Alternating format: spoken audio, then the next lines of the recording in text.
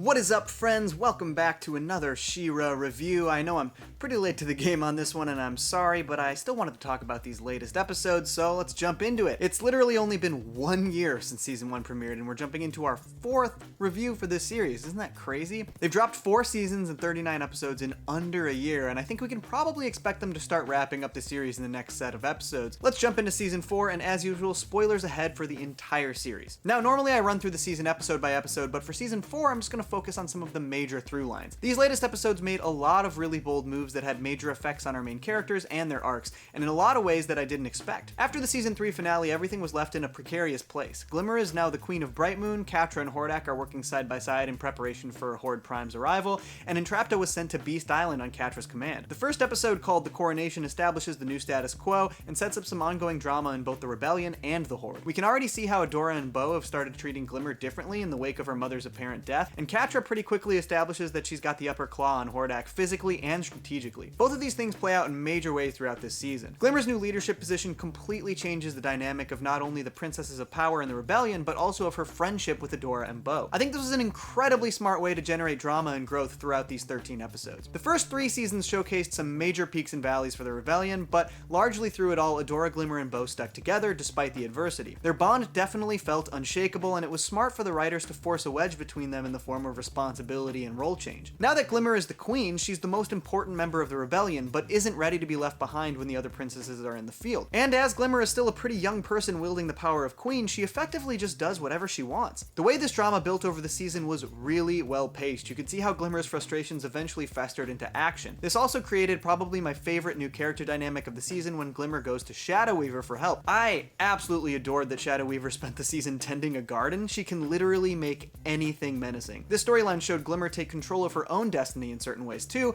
and also showcased some pretty cool magic. Most interestingly, it parallels the flashback episode we saw back in Season 2 where we saw Shadow Weaver, aka Light Spinner, teaching Glimmer's father, King Micah. I really appreciated seeing Glimmer's power and confidence in her abilities grow over the season, even though her confidence in her friendships in the Rebellion seemed to dwindle. She even serves Catra a pretty brutal beatdown in episode 4, and it was pretty damn satisfying to see. Even though the obvious connection we want to make is between Adora and Catra, there are even more parallels between Glimmer and Catra. Tom over at the Roundtable did a really great breakdown focused on this a little while back, so I'll link to that in the description so you guys can check it out. This season sees a ton more of those Glimmer and Catra parallels come to fruition. Catra's conquest of the Horde is impressive as hell, but she effectively alienates everyone who cares about her in the process. At the end of Season 3, we see her betray Entrapta, and throughout this season, while she mostly gains Hordak's favor, she takes Scorpia and her other Horde soldiers for granted. Over the course of these 13 episodes, she clearly feels increasingly lonely as everyone surrounding her leaves her. This pairs nicely with Glimmer's story in the Rebellion. Catra basically forced her way into becoming head of the Horde, threatening and intimidating Hordak himself. Glimmer found herself the leader of Brightmoon and the Rebellion after the events of Season 3's finale. Like Catra, her new leadership position brings unique challenges and a different role, making her feel alienated. She's also found herself with the most authority she's ever had, so as mentioned earlier, this causes a lot of drama and forges a rift between Glimmer, Adora, and Bo. She makes decisions that Adora and Bo don't agree with, like her work with Shadow Weaver, but by the end of the season, Catra and Glimmer both feel completely alone, and interestingly enough, the season ends with them in the same exact place, but we'll get to that later. Adori's journey this season was a tough one. She learns a ton about the history of She-Ra and Mara,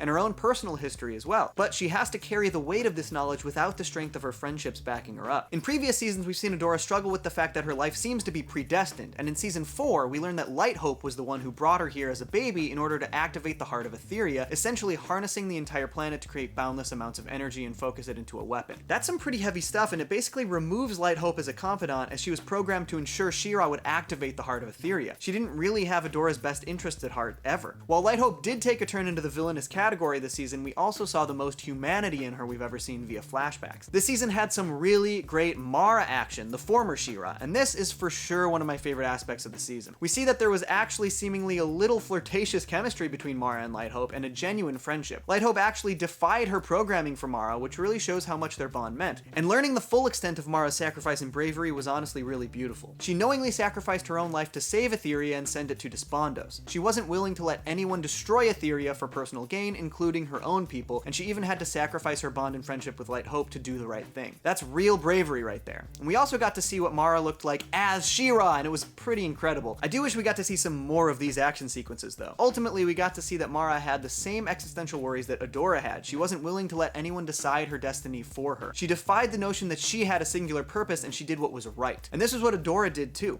We'll jump back into that later after we cover some other characters. First, let's jump into everyone's favorite new shapeshifter, Double Trouble. I can't even describe how impressed I am that the writers were able to take a one-dimensional concept like Double Trouble and create such an incredible, nuanced, and layered character. Double Trouble originally appeared as a toy and in a single mini-comic, and though in their previous backstory they were a member of the Rebellion, in this series they're more of a chaotic neutral character without any real significant allegiance. They're played by series newcomer Jacob Tobia, who gives an absolute powerhouse performance, and they are 100% my favorite character this season. The chaos caused by Double Trouble throughout the Rebellion and Horde alike is so much fun to watch, and the way they stirred up drama had major effects on our main characters' arcs. It's been talked about a lot, but the fact that they did such a great job focusing on NB representation in the series is just so cool, and I'm really glad they went that route. Jacob Tobia gave such a great performance, and I'm so glad that they were given the spotlight going into the season. DreamWorks even sent out a huge press release to showcase Jacob's casting, and for season 3 they sent out the same type of release but for Gina freaking Davis. So I really love that they pulled out all the stops to put Jacob in the spotlight. And speaking of Jacob, they have truly become a beacon of positivity in the She-Ra community. Their interactions with the fans are so genuine and heartfelt. I seriously cannot get enough of it, so I'm really stoked to see what Double Trouble gets up to next season. Now let's jump to possibly my favorite character in the show, Scorpia. This season showed Scorpia make some major steps forward in terms of personal realizations and got her really far out of her comfort zone. And I'm glad we finally reached this part of the series. Over the last couple of seasons, it really has felt like Scorpia's main connection to the Horde was her affection for Catra. And while it was painful to see her make these realizations, it was exciting to finally see her recognize Catra's abusive behaviors. In her journey, she recognizes her own self-worth and that though she's a great friend to Catra, Catra isn't a good friend to her. Scorpia's attempts to join the Rebellion were kind of adorable, but her motivations to save Entrapta are so pure and ultimately convince the Rebellion that she has good intentions. And with that, let's just jump into the last few episodes of the season and lay out just how this season wraps up and sets up what I expect to be the final stretch of episodes for She-Ra and the Princesses of Power. Adora and Bo head to Beast Island to try and save Entrapta, where they encounter King Micah. I got a lot of comments on this in my season 3 review since I missed the little hint that Micah wasn't actually dead, and sure enough, he's been surviving on Beast Island for years. Pretty cool development and a really fun performance. A powerful sorcerer king who hasn't spoken to anyone in years is just a really fun cross-section of concepts. While Entrapta's rescue is in progress, Glimmer seeks out Light Hope to learn more about the Heart of Etheria. She's convinced that they have to use its power to end the war, which ultimately proves to be a pretty poor decision. It's required for all runestone princesses to be tapped into their runestones for the Heart of Etheria to work, so Glimmer seeks out Scorpia, the only princess not connected to her stone. They travel to the Fright Zone together, and I really loved seeing Scorpia connect to the Black Garnet. Even though it was ultimately a bad thing, seeing her embrace her role as a princess was a long time coming. Plus, her magic is probably the coolest of any princesses. There was also a really dope score whenever her magic kicked in.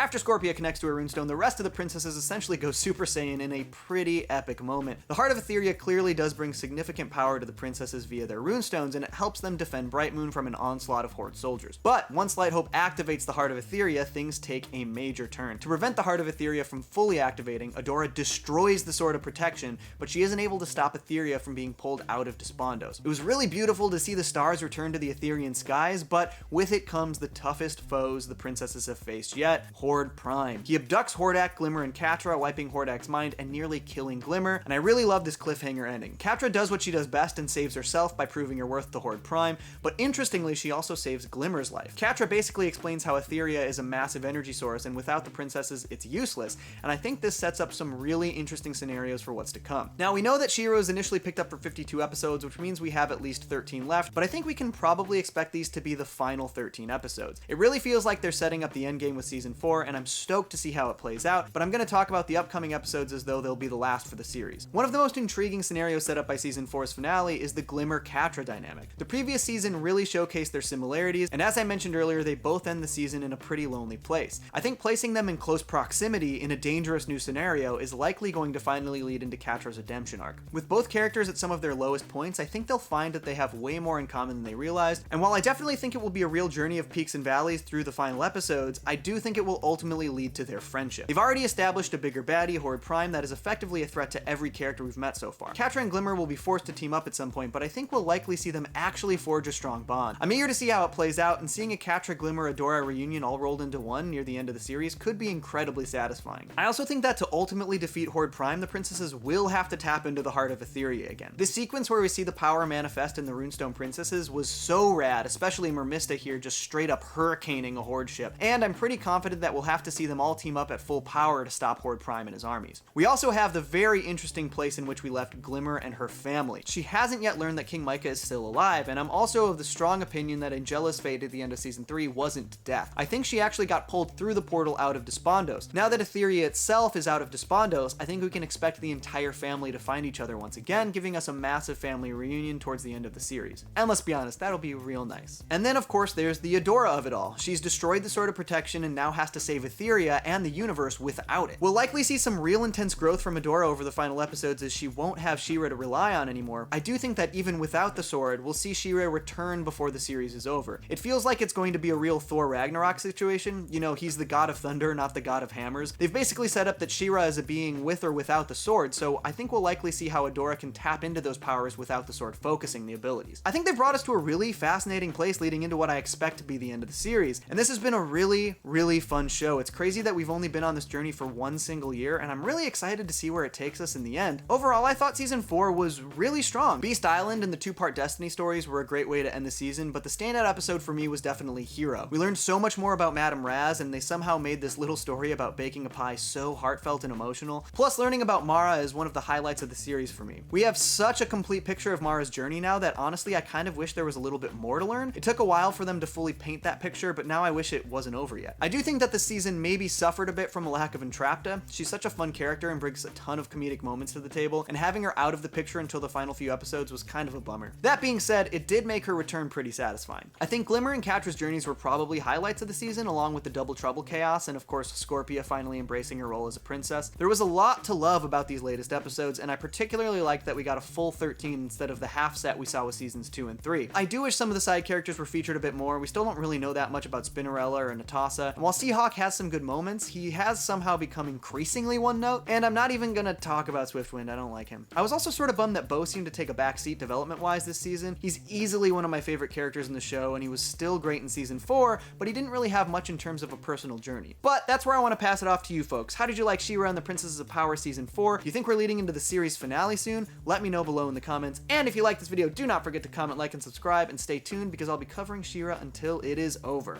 Peace. Johnny to Cellos.